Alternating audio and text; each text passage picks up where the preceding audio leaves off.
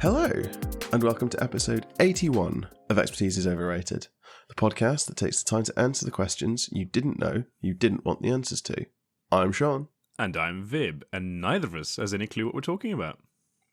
But what we do know is that in the grim darkness of the far future, there is only war. And Henry Cavill. Yay! Can't wait.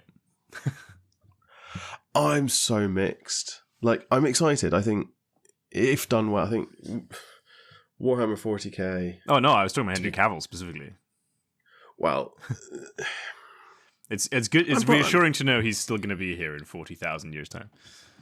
Oh, right. Yeah, no, I get that. Yeah, no, that is reassuring. The gestalt consciousness of humanity condensed into the sublime form of Henry Cavill. Yeah, but we're not really here to talk about Henry Cavill. I mean, I suppose we are.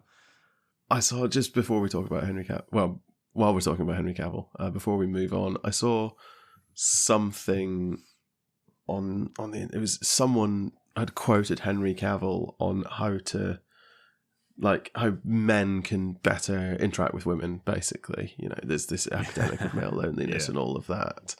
And Henry Cavill had apparently said, if you like a girl, all you've got to do is walk up to her and ask her out. It's always worked for me. And the comments section were just, yeah, but have you ever looked in a fucking mirror, mate? Well, or looked around you rather than in the mirror. Like, yes, it's not. The fact that he keeps looking in the mirror is probably the issue. It's not so much you; it's everyone else. He's like, I don't understand why it's so hard, guys. No, I remember seeing that and I felt very attacked. You know. Yeah, I genuinely had that thought. I was like, all right, Henry, you know, we don't all look like you. I thought that was very funny. Yeah. So, Henry Cavill, 40K. What? This is one of those projects. This is one of those projects that gets spoken about in hushed whispers, as if to give too much voice to it will risk ruining it. But it's pretty hard locked in now, I think, isn't it? Like, it's pretty confirmed. Is it? Is it? Yeah, that's what I mean. I mean, there's still no showrunner as far as I'm aware. That's concerning. I think we have Cavill starring and co-producing. I think that's about as much as we know. So I have a very slight concern. Excuse me. I have a very slight concern, which is Henry Cavill loves 40K a lot. Yes. Sorry, I'm also dying at this end of the microphone. Oh, good. I'm trying to mute out the coughs. He loves 40K a lot, but if he's producing and starring in the show, you kind of need someone there to rein him in a little bit. Maybe? Do we? Do we need that? I feel like you need that, but I'm not convinced. It all depends, right? I mean, if he casts himself as the Emperor and Malkador, then yes, we have to start having words. But one of the things that's often held up as a problem of the prequels, the Star Wars prequels, sorry, is that no one was saying no to George Lucas. So every time George Lucas had an idea, it just went in. Yes. Yes, very true. I don't know. I mean, I guess we have to talk about The Witcher a little bit, right? I don't know much about the controversy, but because he was a big Witcher fan, right? I mean, he's just a huge nerd. That's why we rate him so much. But I've said this before, I'm not 100% comfortable with the Henry Cavill nerd loving, but we can hopefully not have to talk about that. He is a huge nerd, though, you're right, and he was famously a massive Witcher fan. Yes. I agree. And the rumours are always sort of that's why certainly he left the show. Also the whole has to star in Superman and then didn't actually star in Superman. But, you know, he wins some, he lose some. But my vibe has always been, and this is obviously pure speculation because I wasn't there, shock horror, but that he was vociferous about his opinions on the show and how it wasn't quite right. Yeah. And I rate that. I think that's what you need if you're going to make a 40K show that's good. I think it really depends, because I've heard that he basically quit The Witcher over creative differences with the writers, essentially. I don't know I don't particularly understand the distinction between writers and showrunners, but that's by the by. He didn't like the direction of the show, because it was deviating too much from the books, which is kind of fine. But I've also heard, unsubstantiated, to be clear, rumours that he was also just a bit of an arse on set. Which, if true, disappointing. He doesn't really give off that energy. I don't think. I've seen him giving interviews where he just kind of appears to never be in character or never be out of character, if that makes sense. Like his character in The Ministry of Ungentlemanly Warfare, for example, is just who he is, as far as I can tell. Yeah, I really rated that film, actually. It was very good. If people haven't seen it, they should watch it. It's excellent. It's very funny. I think you're right. And I mean, it's always hard to judge, because I feel you go on any Reddit post about any actor or any movie, and you'll find that, oh, X is a huge cunt. I know this because my daughter is on the set or something. Yeah. And then it's promptly followed by 100 comments that agree and disagree. So, yeah, and to be completely clear, that was the scale of the weight of evidence against him. Was basically, I heard from people who worked on it. So take it with the biggest lashings of salt. I'm not here to disparage his character. Yeah. I'm just... But it's a fair point that you make, though. Should a show need a fan of the source material to make it good? Does a show need that at all? Is it not coincidence, obviously, but does it matter? On the flip side of that, I guess. But also, there is a grand spectrum of 40k fans, sadly, from you and I, or people who are even more normal than you and I are, right through to the people who threatened to throw out all of their Custodes models because Games Workshop announced that there were going to be female Custodes. I don't think Henry Cavill is in that camp. I haven't seen any evidence that he's in that camp. But as we've discussed previously, you have to make changes to things that you're adapting to make them work well in the medium in which you're presenting them.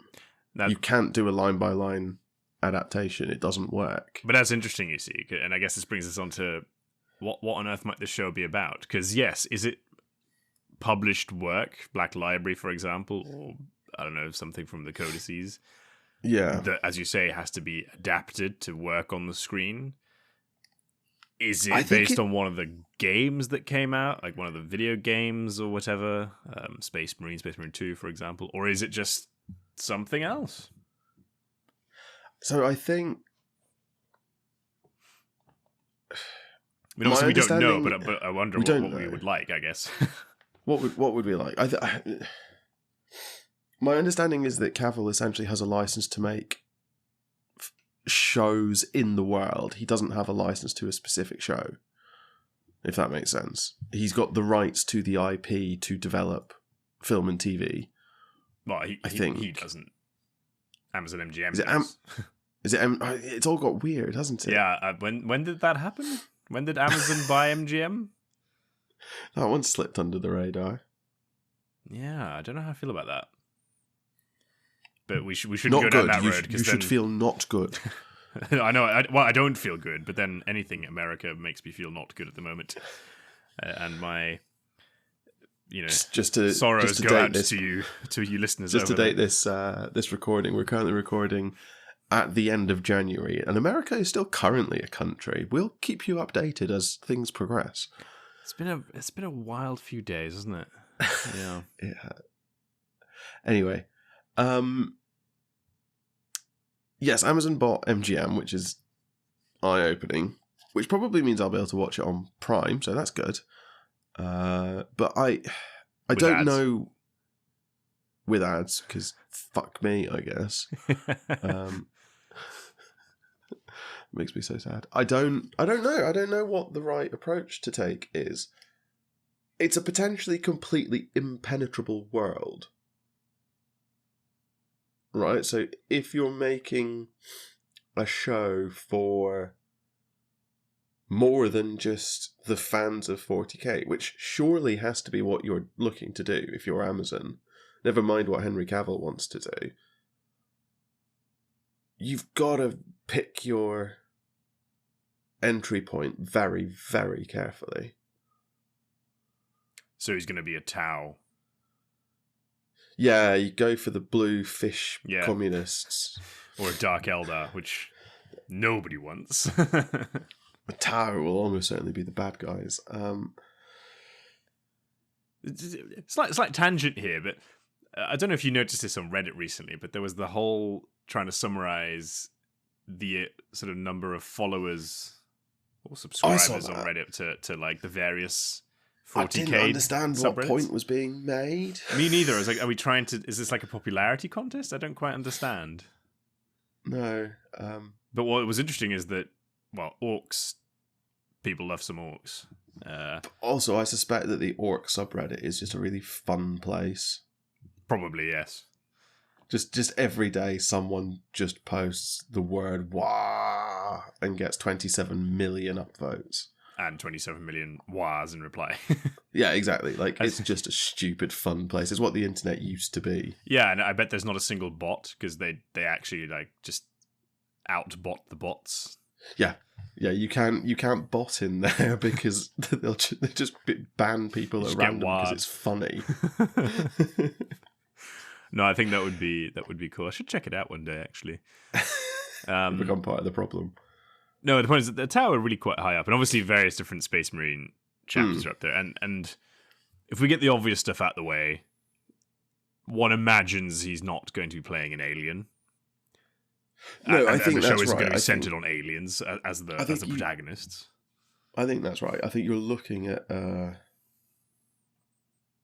Imperium story. Yeah.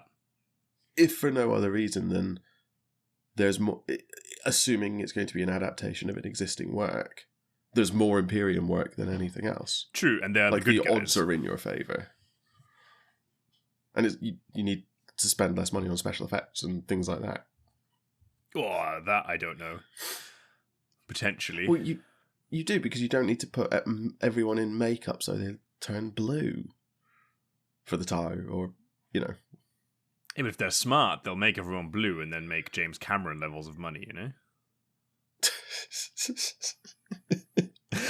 James Cameron is fantastic. He made Avatar, which was like the most successful film of all time, despite being shit.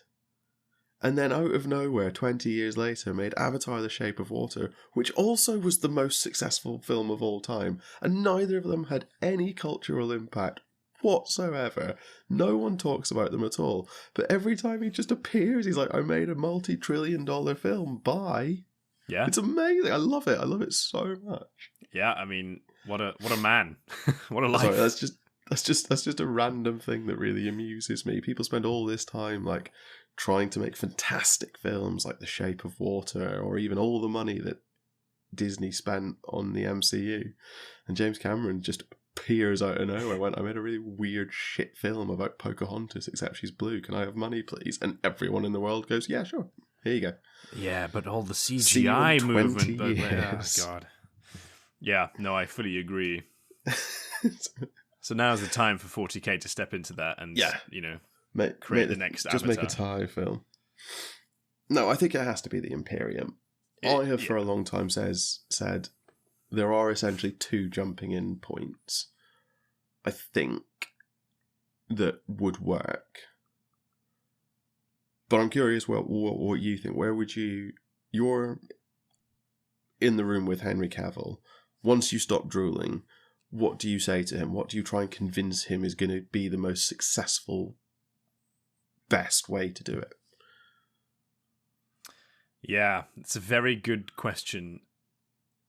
what I think is not the answer is something like Eisenhorn.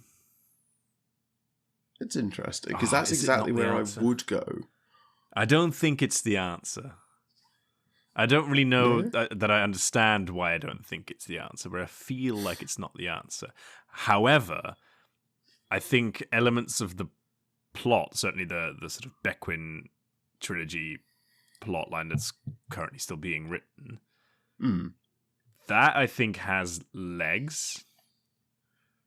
It's a bit unclear, sort of exactly what timeline we're in with that, but I think there's plenty of intrigue, and it seems to potentially have universe-wide implications. The alternative is,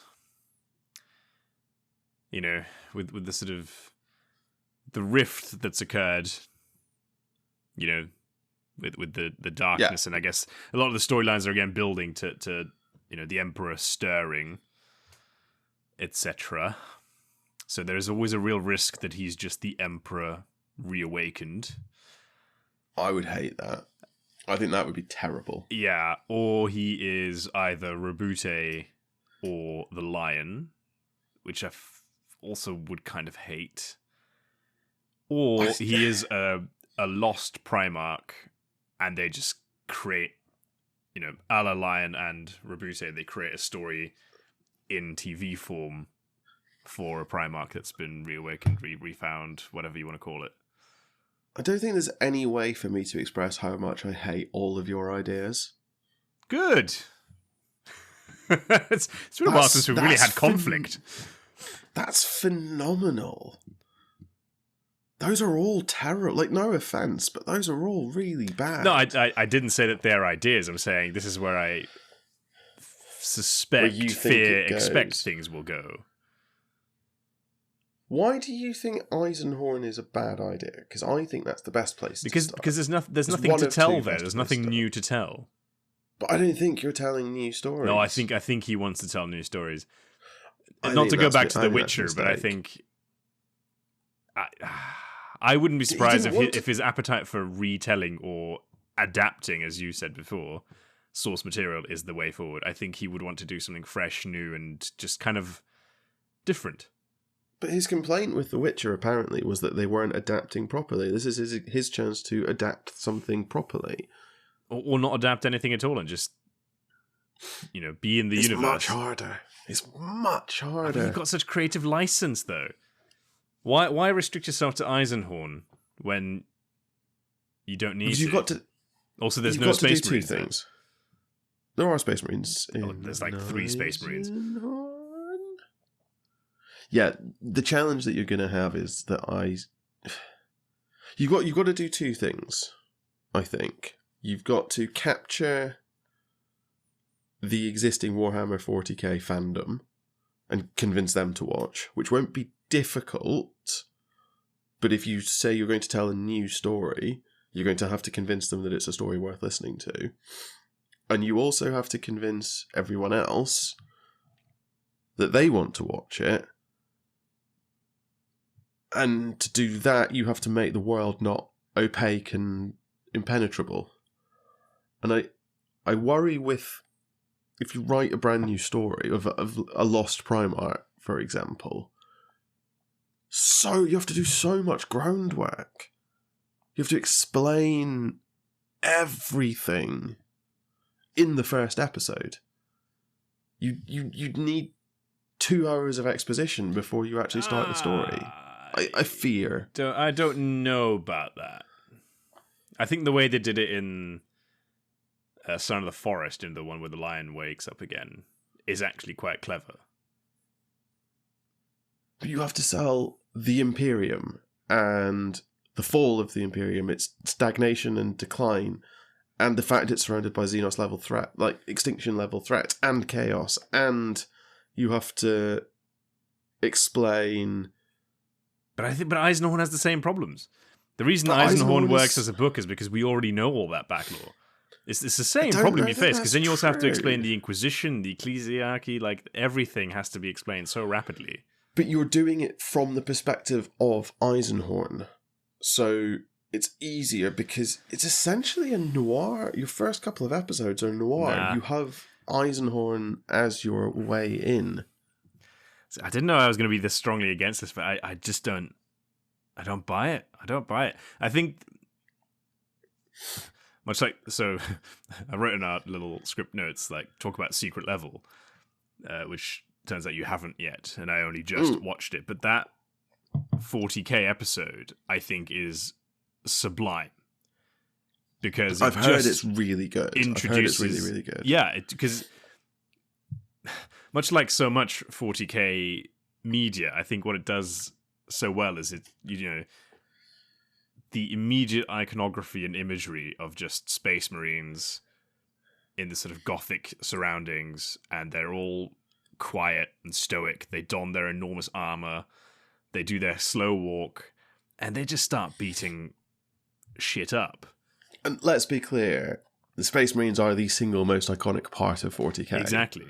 So that's your easiest. That has to be your in, I think. If locking in point. Yeah, if what you're saying is exactly, as in you need to get people hooked who may not necessarily already be 40K fans, that has to be it, right? I don't think you do a noir thing with Eisenhower, because that's not 40K enough. I want my Space Marines. I want my Smurfs. The problem is, I think you might be right, but I hate it because I don't think that that's an interesting. Like, it's hard to do good Smurf stories. It's hard to take that somewhere, yes. And then everyone fights, and then they nearly lose, but then they win. That's every Space Marine story. Like, they don't do character development. They don't do plot arcs, really, unless you do something like the Horus Heresy, which is the other direction you could take the whole series, and you set it 30,000 years in the future rather than 40,000 years in the future. Yeah. And then everyone's a Space Marine. But if everyone's a Space Marine, no one's a Space Marine. That's kind of the issue with going down the Space Marine route, right? You've put the bar way too high, way too quickly. You can't go back down after that. You could maybe do the Ragnar Blackmane story, because that starts with Ragnar as not a Space Marine and it includes his ascension. I could see Henry Cavill as Ragnar Blackmane. That would work. That is something. Or they leverage the whole Primaris side of things, and Cavill is just Dante. Yeah, you could do that. Cavill's not old enough to be Dante. He doesn't hate life enough to be Dante. It's very true. But no, you're right. There's a story. There's a Dante Mephiston story that you could do. I mean, the only reason you want to set it in 30K is because you want Mark Strong to play Horus. I defy you to find anyone who doesn't want Mark Strong to play. I don't want to set it in 30K. I don't think that. I don't think they should tell us about. No. I don't think they should tell a Space Marine story. The other story that I think they could do, but I think it might have the same problem, is Gaunt's Ghosts. And you do it as a Band of Brothers style series with Henry Cavill as Ibram Gaunt, which I think would work. But that's almost not big enough. Yeah, and that's all in Katachan, isn't it? No. Isn't it? What am I thinking of? No. I have no idea what you're thinking of. Gaunt's Ghosts is like a 14-15 book series. Yeah, set in the Sabbat Worlds Crusade. You're just thinking of the Katachan Jungle Fighters. Yes. No, Gaunt's Ghosts are the Tanith First and Only. So it's a group of soldiers, essentially, whose world died as their regiment was founded. And Gaunt is in the unique position of being both a regimental regimental colonel and a regimental commissar.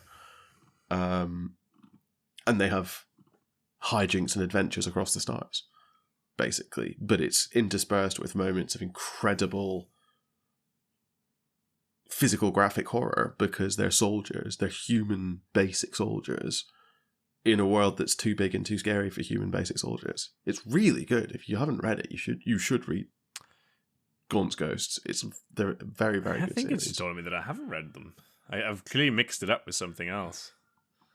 I think you're just getting it confused with the Catachan Jungle Raiders because they have a similar aesthetic. Yeah, and a lot of the models, they released a series of Gaunt's Ghost models recently who look like jungle fighters, but they're not. I think that's it. I think in my mind I've just equated those two things. They're from the world Tanith, which doesn't exist anymore. It was destroyed by the forces of chaos. So that's actually a good thing you say there, because then that gives them the license and the rights to set it post the fall of Cadia. And you just turn the Gaunt's Ghost into Cadians. You could tell a similar story, but them being the Tanith is I think too important because they're not from for those novels, they're not yes, from, but yeah, you could tell a similar story about the Cadian 27th or something. That could work. The thing is, though, I don't know if that's epic enough. And that, I think, would be the challenge. You could open... Here's a thought. You could open your series with the fall of Cadia, and you see it from the perspective of either a Space Marine or a Chaos Space Marine, right? So you see the Space Wolves at Cadia, you see a Space Wolf getting into their armor, you get that suiting up scene from Secret Level that's apparently incredibly good. And then we follow this Space Wolf who's just smashing his way across the battlefield, and he comes across Abaddon, and Abaddon cuts him in half and then destroys the planet. And like your last shot as the planet is being destroyed is of this solitary trooper like running for an evacuation transport or something, and then that's your way into the series. I like a lot of that, except it can't be Abaddon because you've got to keep him in. You can't for a TV show make him the big bad because he's never going to die. No, he needs to not be the big bad. You're right, but you could introduce a villain that doesn't die. It wouldn't be terrible. You just never see him again. You get Mark Strong or someone to be Abaddon for a cameo, and you never see him again because the chances of him being on any given battlefield is zero. He's just there to set the stakes, and he sets the power levels because you've got this. Let's pick Ivar Bonetooth or whatever, the Space Wolf, who's absolutely cut a swathe across the battlefield. He's destroyed everything in his path.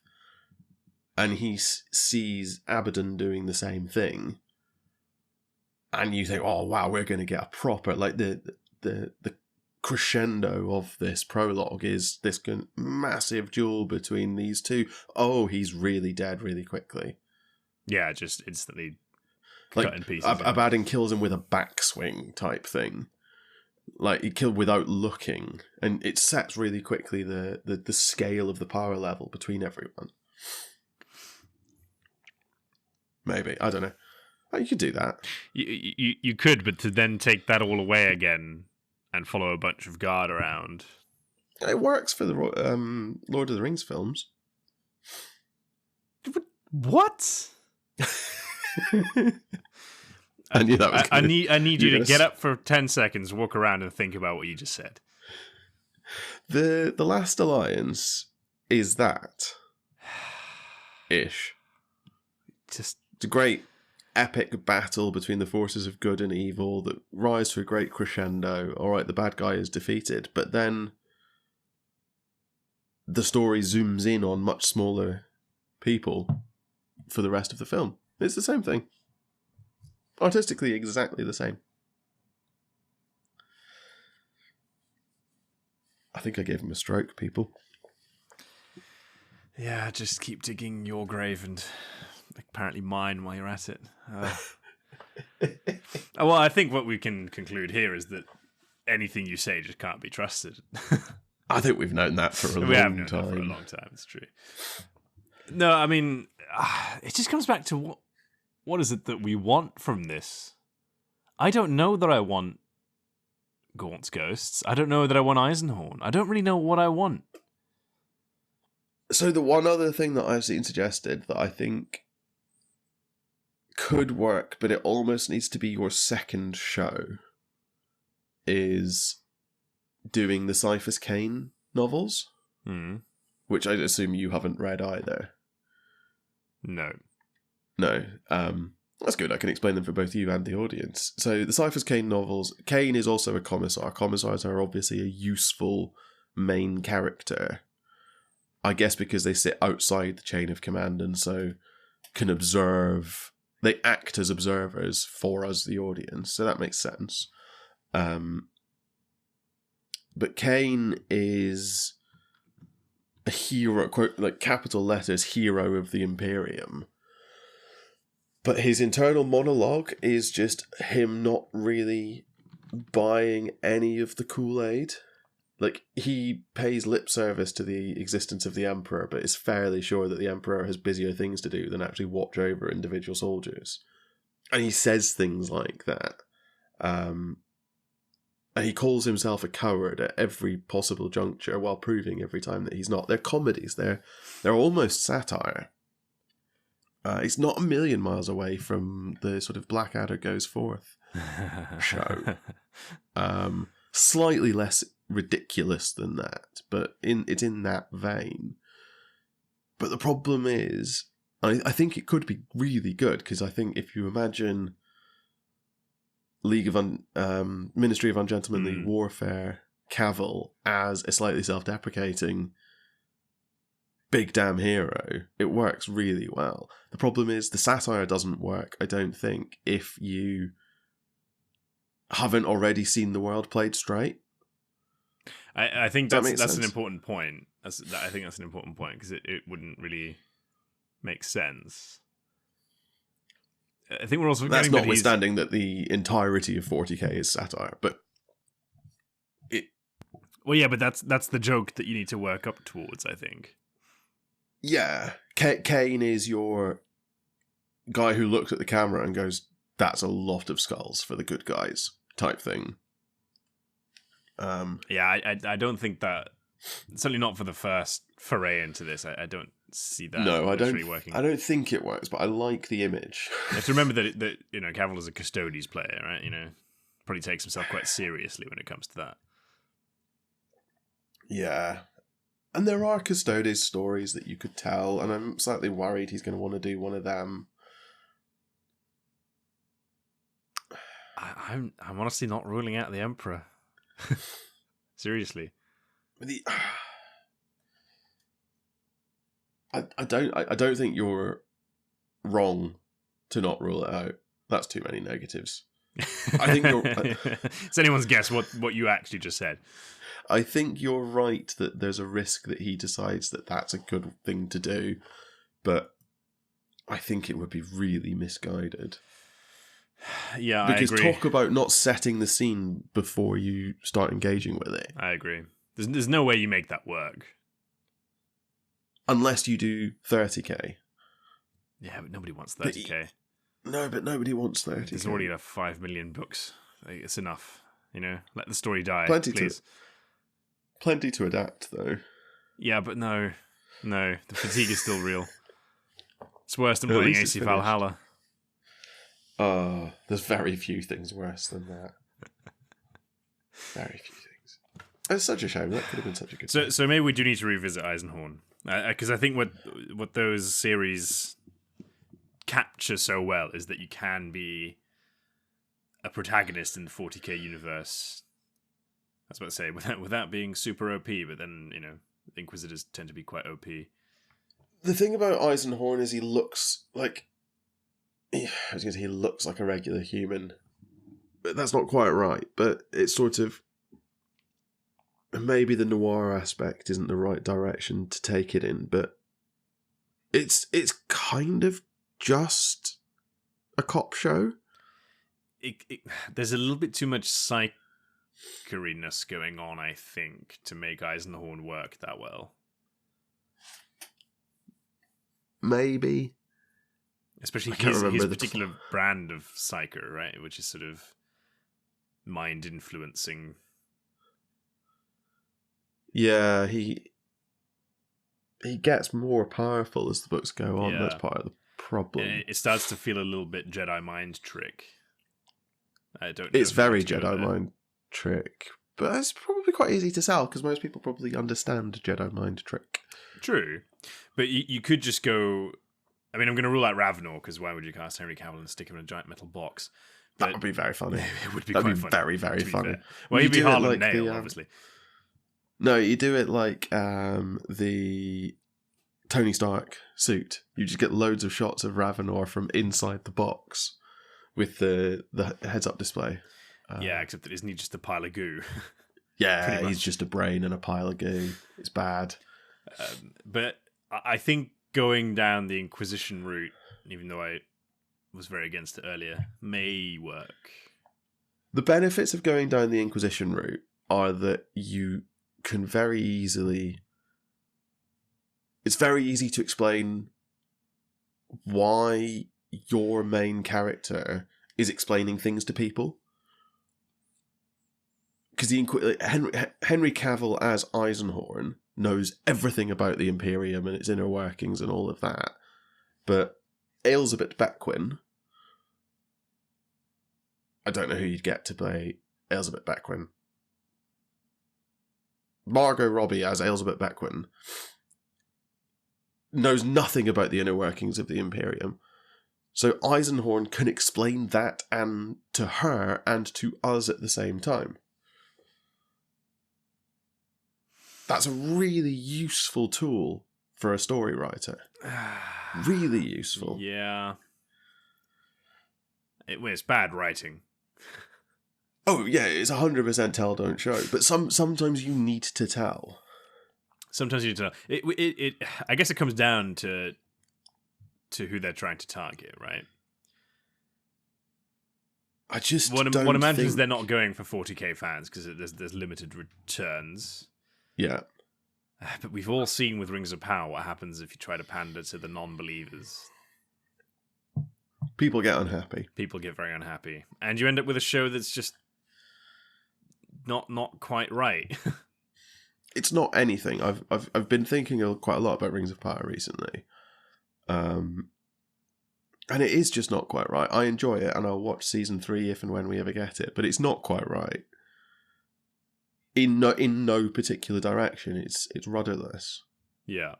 And hopefully if you've got someone like Cavill at the helm, one thing you won't be able to say is that it's rudderless. It might not be for you. Like if it is nothing but Custodes bolter porn for 12 episodes or whatever, probably won't be for me, but it'll have a clear, coherent, this is what we're doing. Yeah, I think a trap to not fall into, which Rings of Power struggle with, is just scale. Right? Handling it's got to be huge. And this is why this is again the issue with going down the Space Marine route, right? The Space Marines are soldiers, right? When a Space Marine shows up, odds are there are millions and millions of things fighting, right? You can't keep doing that. No, but you can at least have your Space Marines be small squads, I guess, because you've got all of that, 5 Space Marines to take a world type nonsense. Yes. Which is, again, very secret level. Very secret level. But you still need that background conflict, I suppose, into which you need to drop 5 Space Marines. Yeah, and I think having a genuinely strong character like an Inquisitor and their warband makes sense. Yeah. And also, the conflicts of an Inquisitor and its warband, while important, tend to be smaller scale. Yeah. And it's also potentially a very natural way to introduce the non-human races. I mean, Ravenor converses with Eldar. I think you could yeah, Eisenhorn engages with lots of non-humans frequently. It's a big thing. Yeah. There's also, otherwise I suspect it wouldn't work as well, the Vaults of Terror series with an Ordo Xenos Inquisitor stationed on Terra, which you could maybe do. That rings a bell. Because that's where too much Black Library stuff, you know. That's where the idea that the Golden Throne is failing came from. Those books. They tried to get a Dark Eldar in to try and fix the throne. That's a great shout. Oh, it's a really, really bad idea. It's a great shout. They the Dark Eldar's plan, because the Dark Eldar are capable, apparently, of cloning anything from a single scrap of genetic material. So the Dark Eldar plan is to get hold of a scrap of Emperor genetic material and then clone the Emperor so that they can make their own Golden Throne to finally get off Comora. Which would be bad for everyone. But the Mechanicus are like, yeah, but we can fix the Golden Throne, and it's very funny and very bad. But that's touching on something quite important that I think we need. And again, Secret Level does it quite well, I think, in the 40k episode, where chaos is a thing and it's instantly terrifying. Yes. And I think that because that's such a central element of 40k as a universe, it needs to have a strong chaos element that is terrifying and always kind of there, and mindfuckery, you know. And that's another argument to not be Space Marines. It is. I think it's another strong argument for Inquisitor.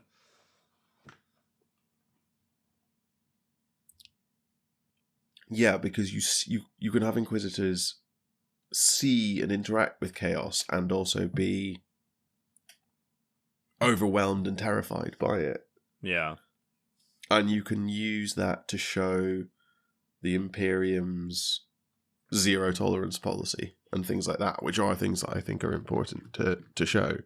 You know, you could have Eisenhorn put an entire city to the sword because one of them was born a mutant or something like that. I mean, I know that's not particularly Eisenhorn-y, but you could do something like that. Something like that, I think, yeah. Something better than that, but that style of thing. You've written here, just as we meander ponderously to a conclusion, the King in Yellow. Yeah. No, that's from the Bequin books, isn't it? Yeah, major spoilers if you haven't read them. But I haven't read them, although I've spent far too much time on the internet, and so I know a good bit of what goes on, particularly towards the end of the second one. And the well, and this is why I wrote it down, because, you know, give Henry Cavill a chance to play Constantine Valdor, and I'm sure he will take it. Yeah. I don't think that's actually what's going to happen. Well, no. Potentially, right? As in, they could just adapt that series of novels, because again, it's sort of Inquisition focused. There's intrigue, there's chaos, there's custodians. How involved is the King in Yellow? Well, he's like the big bad, even though we're not sure that he's actually bad. But he's the big bad. But do you interact with him, or is he a shadowy Not presence? yet. No, he's a complete mystery. You'd have to fiddle with the books such that you do see him, because there's no point having Henry Cavill starring and co-producing if he's not in it until Series 3. That depends. I mean, you're probably right. It just seems silly. You could do it, but it'd be brave and silly. But then you could just cast Cavill as Eisenhorn. Or cast Cavill as the voice of Ravenor, and then also the King in Yellow. Ravenor starts out of the box and then goes in the box. Yeah, much earlier on, yeah. I'd cast Eisenhorn, Ravenor as Eisenhorn, and I'd do Eisenhorn and Ravenor and Bequin. That would be my plan. Over the course of 3 distinct 5 series shows, something like that. Maybe. 5 lots of 10 episodes, 15 Yeah, 15 series. I'd do something like that, I think. I was going to say, I mean, they might go a Rings of Power route and start with Beckwin because it's a strong female protagonist. But then they've got rid of all their DEI representatives, so we're probably going to have nothing but men. But you've got Elizabeth Beckwin in Eisenhorn. She's a character in the first Eisenhorn novel. You meet her on page 7. You really are murdering her name, which is... How's it? You could just go for Elizabeth, more or less, but it's they mostly say it as Elizabeth. I'm sure it's... No, whatever her name... I'm sure it's Elizabeth. I'm sticking with that. Please don't. Embarrassing. Well, now I know it. No, I know it hurts you. I'm only going to do it. Embarrassing. You meet her on page 8 or whatever it is of the first Eisenhorn book. She's there throughout the whole thing. That's not true. She's not a character in Ravenor. Really. Not really, no. But there are a couple of strong female characters in the Ravenor books. Yeah, for sure. It could work.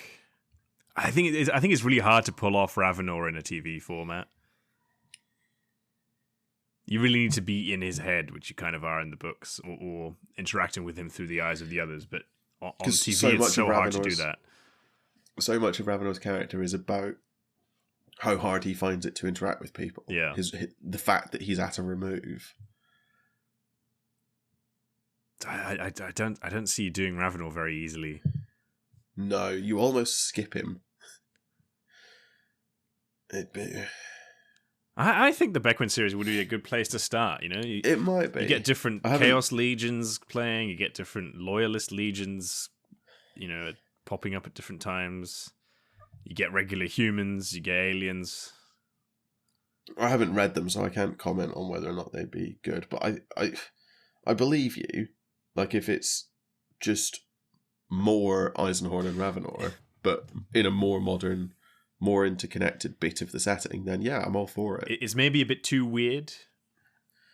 There's a lot of sort of like worry. World between worlds stuff going on, upside down. And the stuff.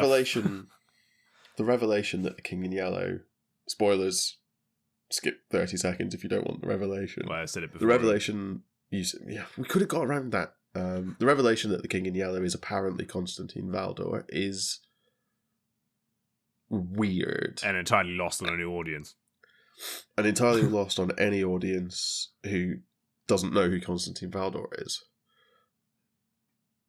And doesn't understand why that's a revelation. But you could take that places, you know? You'd have to have references throughout to not just Valdor, but to the heresy, to the Primarchs, to the bygone eras of the Imperium. I think that's the only way I can think to make it work. I don't know. You could do it. I actually don't know.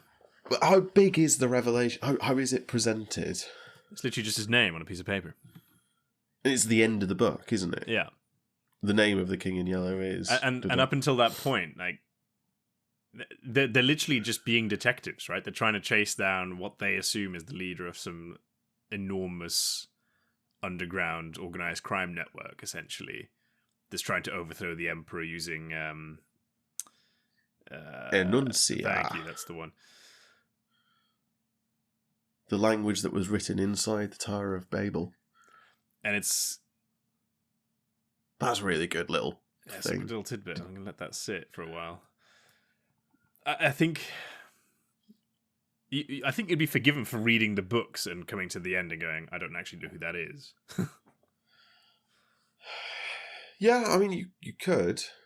If all you've done is read Eisenhorn, Ravenor, and Beckwin, you won't know who that is.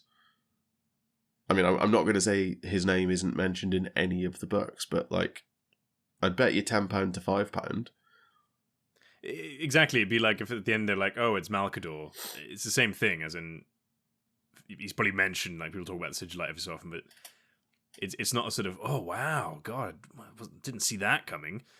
Yeah, it's not the name of the name of the Emperor is... Yeah. No, sorry, the name of the King in Yellow is the Emperor of Mankind, Neoth or whatever.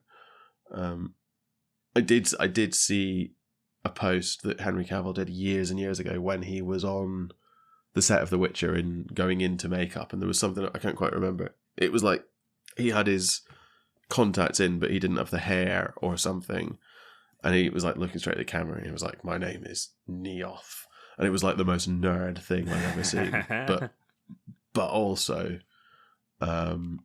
set hairs running on Reddit, obviously. Yeah, of course, yeah.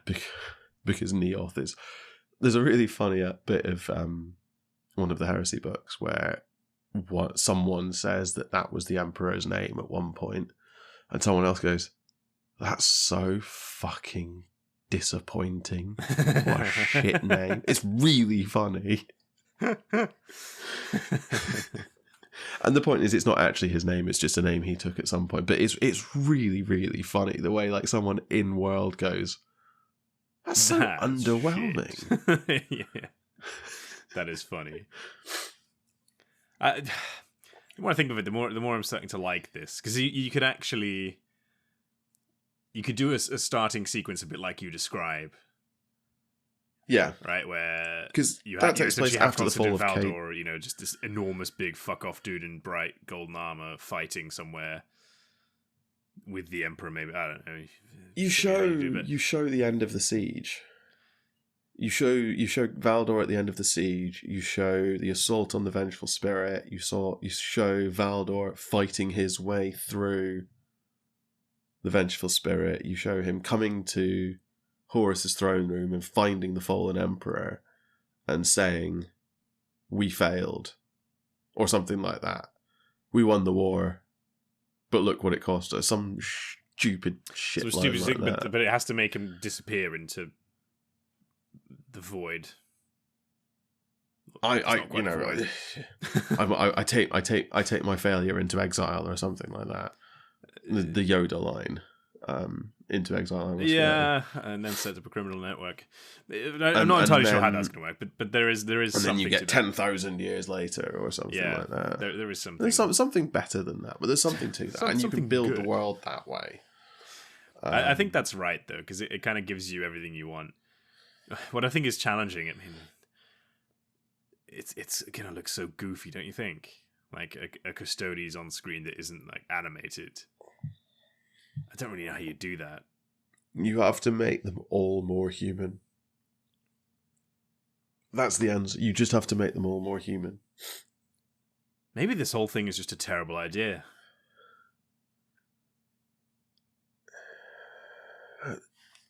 I don't know. It's hard to argue with, isn't it? You kind of can't have Henry Cavill play anything other than a baseline human. I was thinking about this. Or a Primarch. Or the Emperor. He can't be a Space Marine and he can't be a Custodes because he's too good looking. And you can't have a... It doesn't look too dissimilar to Titus from the Space Marine series. I think even that's a stretch. I think you could maybe get away with Henry Cavill as Titus, but you'd have to really disfigure his face. And I don't think you wonder Titus quite... You know, that's just not been the play all along. What, just do Space Marine? Yeah, as in they made Titus look a bit like Henry Cavill so that he could step right into those shoes. That would be really funny if just the Space Marine studio know that Henry Cavill is actually just going to play Titus, and they're not allowed to tell anyone. And they're all on Reddit reading about this, and they're all going, "I wish I could say, I know what it's going to be." I don't think Space Marine's the right story, though. Oh, it'd be bloody awful on screen. Fantastic game, terrible story to put on TV. It's just so many Tyranids that you're rendering. It's just not. It's not entertaining as a film medium, I don't think. And then Henry Cavill's Titus goes here and kills everyone. And then Henry Cavill's Titus goes here and kills everyone. Oh damn, the person he's looking for isn't here. Henry Cavill's Titus goes to this place and kills everyone. That's just it's not compelling television, unfortunately. It really isn't. And again, it's why it feels like we're kind of agreeing on Inquisition being a path. Because what I've always really enjoyed about those kind of things is that there's a lot of humanity in those stories. I'm not going to let go of my Gaunt's Ghost idea. I don't hate the Gaunt's Ghost idea, but it's Where'd you go with that? You know, what's the story development there? No, it's a fair challenge. I mean, the story development is you tell the Gaunt's Ghosts stories about the escalating conflict in the Sabbath World's crusade and the politicking of the Imperium that makes it impossible to win the crusade, notwithstanding the fact that they should be able to bring overwhelming force to bear.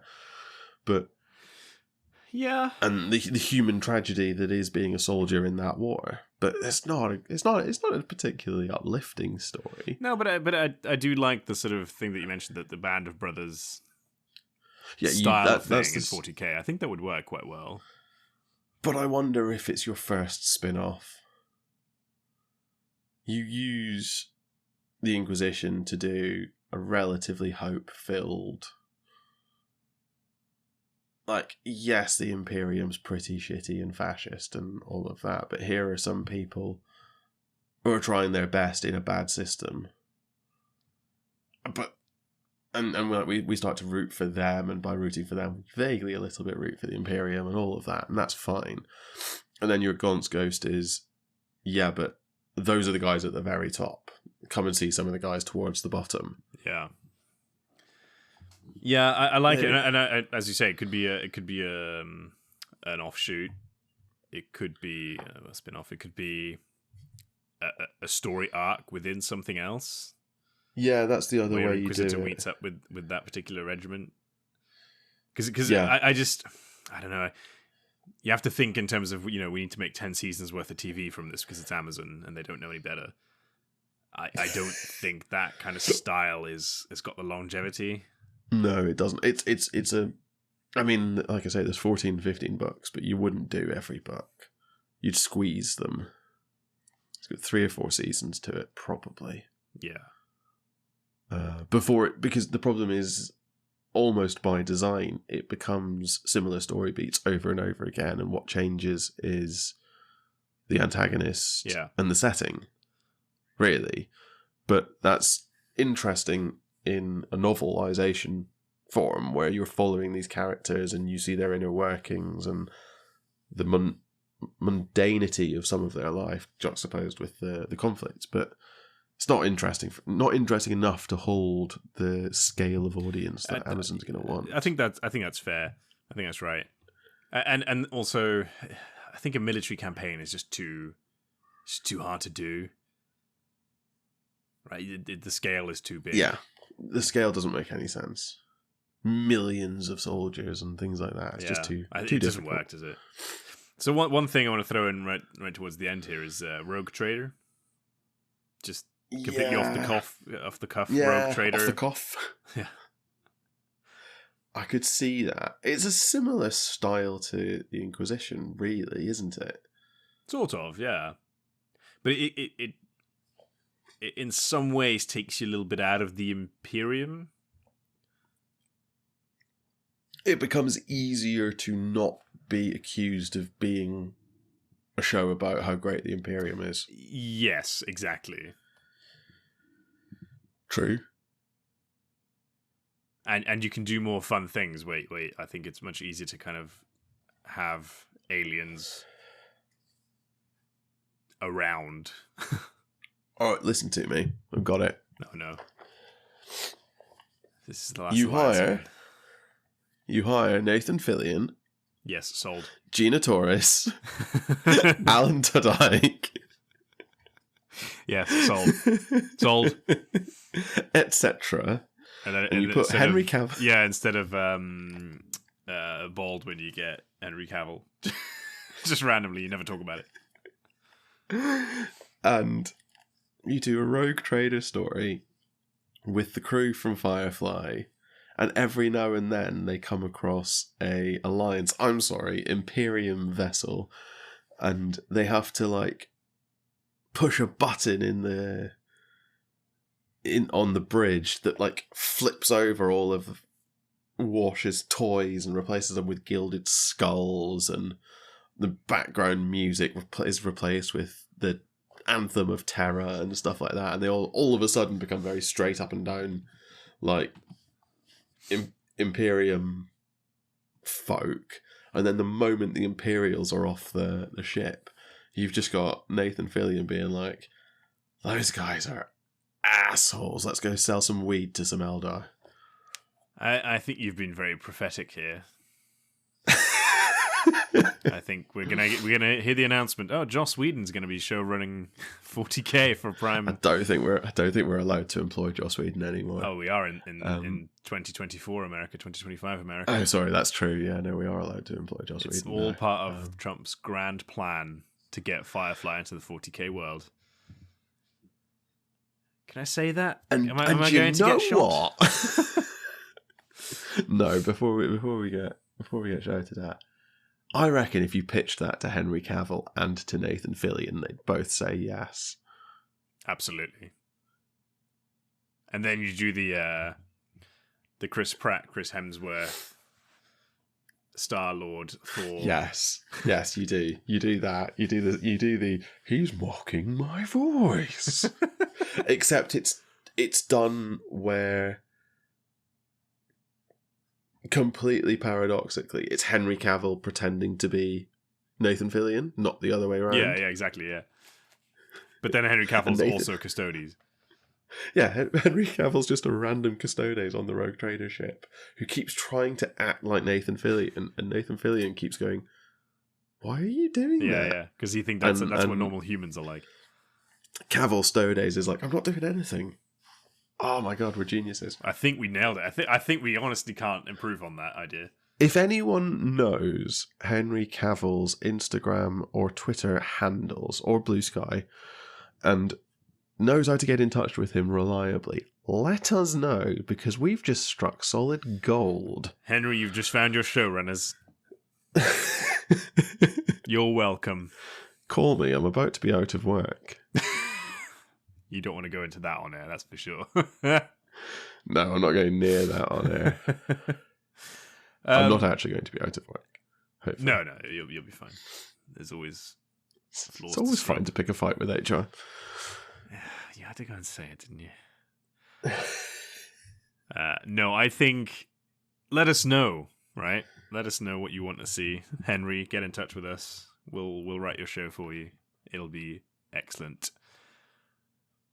But I think it just remains for me to thank you for listening to this episode of Expertise is Overrated. No doubt we've said some things that were either objectively wrong or downright offensive. As ever, feel free to let us know, rate the podcast wherever you can, check out our Patreon for bonus content, and come chat to us on our Discord.